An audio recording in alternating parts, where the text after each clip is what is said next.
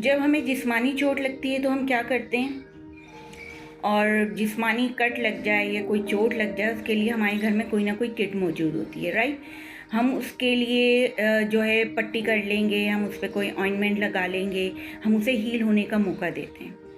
लेकिन अगर ये दिल की चोट हो, इंटरनली ज़ख्मी हम हो गए हों, किसी ने हमें कुछ कह दिया हो या कोई ऐसी बात हुई हो जो हमें जो है वो नागवार गुजरी हो, तो उसके लिए हम क्या करते हैं? उसके लिए आपके पास क्या किट होती है? क्या उसके लिए ये है कि आप चीखना चिल्लाना शुरू कर देते हो, या फिर जो है इग्नोर करने की कोशिश करते हो, या खामोशी से साइड पे जाकर बैठ जाते हो? तो यकीन करें, ये आपके ट्रोमेटिक रिस्पॉन्स तो हो सकता है, ये आपका रिएक्टिव बिहेवियर तो हो सकता है, लेकिन ये हीलिंग प्रोसेस नहीं होता। और यही वजह होती है कि आप उस बात को लेकर, चाहे वो एक हफ्ता पहले हुई हो, एक महीना पहले हुई हो, कुछ सालों पहले हुई हो, अभी भी अपने माइंड में चलाते रहते हो और उसी तरीके से दुखी होते रहते हो। तो आपके पास उसके लिए किट है क्या? तो वो हीलिंग प्रोसेस है क्या? उस हीलिंग प्रोसेस के लिए आपने करना ये है कि सबसे पहला स्टेप ये है कि आप अपनी फीलिंग को एक्सेप्ट करें। आपने इस फीलिंग को एक्सेप्ट करना है। Okay, I am feeling sad, okay I am feeling angry, okay I am feeling fear, whatever, right. उसको एक्सेप्ट करना बहुत ज़रूरी है, और आप उसको लेबल दें, आप उसको बाकायदा नाम दें। ओके, सैड हूँ, एंग्री हूँ, फियर मुझे महसूस हो रहा है, खौफ महसूस हो रहा है, एक्सेप्ट इट। सेकेंड स्टेप क्या होगा? आपने लेना है एक पेन और एक आपने लेना है पेपर, और जो कुछ भी आपके माइंड में चल रहा है, जो कुछ भी आप महसूस कर रहे हो, जो कुछ भी थॉट आपके में चल रही है, वो सब कुछ आप पेपर पे लिख दें।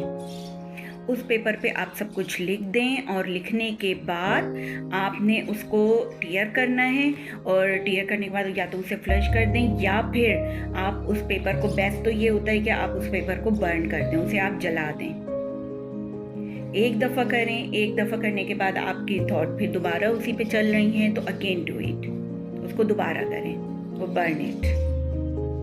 और जिस तरह से जब कोई चोट लग जाती है तो हम क्या करते हैं, हम उसको जो है वो उसको, जब हमें चोट लग रही होती हैगी, हाँ, कुछ एहतियाती तदाबीर भी करते हैं। तो वो मैं एहतियाती तदाबीर भी मैं बताऊंगी आपको कि नंबर 1 ये कि अगर आप किसी से बात करना चाहते हैं तो किसी ऐसे बंदे से बात करें जो नॉन जजमेंटल हो, जो आपकी फीलिंग्स में ऐड ऑन ना कर रहा हो चीज़ें, जो आपको मज़ीद इस तरह की बात करके, क्योंकि जो कुछ भी वो बात करेगा वो ओपिनियन होगा उसका, राइट। वो उसका ओपिनियन होगा, वो अपनी ओपिनियन के लिहाज से बात कर रहा होगा।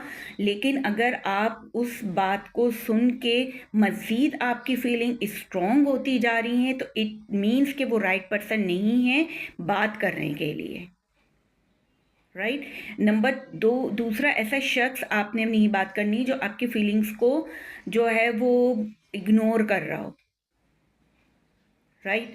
कि नहीं तुम तो ऐसे ही, यानी कि ऐसे ही होता है, या फिर नहीं छोड़ दो, इस तरह की चीज़ें।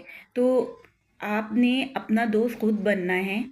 ये काम आप अपने लिए खुद करें कि नंबर पहले अपनी आप को खुद एक्सेप्ट करें, बजाय इसके दूसरे शख्स के पास जाएं कि वो मेरी फीलिंग को एक्सेप्ट करे। और सेकंड चीज़ ये कि जो कुछ भी माइंड में चल रहा है उसको आप खुद लिख दें, जिसे हम कहते हैं पेपर पे वोमिट करना, ठीक है। तो जब पेपर पे वोमिट होती है तो आप क्या करते हो? उसको संभाल के तो नहीं रखते, उसको फेंक देते हो ना। तो इसी तरह जो कुछ भी लिखो उसे आपने पढ़ना नहीं है दोबारा, राइट। स्पेलिंग्स का ख्याल या इन चीज़ों का, किसी चीज़ का ख्याल नहीं रखना, just you have to write and burn it. And I hope आप ये करना शुरू करो, आप अपनी ज़िंदगी में तब्दीली देखोगे। Thank you.